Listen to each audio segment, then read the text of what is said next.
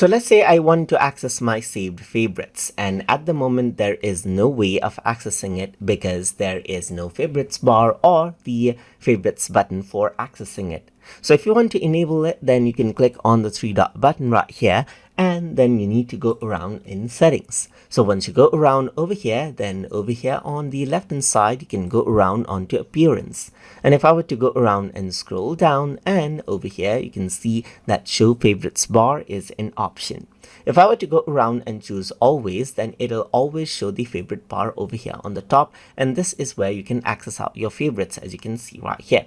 If I were to go around and select only on new tabs, then only on the new tab it'll show out the favorites bar right here, but as soon as you go on to some page, then it won't show up that favorites bar right here. So that is what only new tabs does.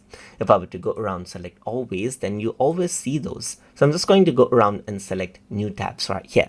But what you can also do is you can go around over here and enable out the favorites button. So as you can see that the favorites button is turned off. So if I were to go around and turn it on, then you can see the favorites button, which allows you to go around and click, and here you can see your favorites option right here, just like this, and access out your favorites and your favorites pages just like this as well.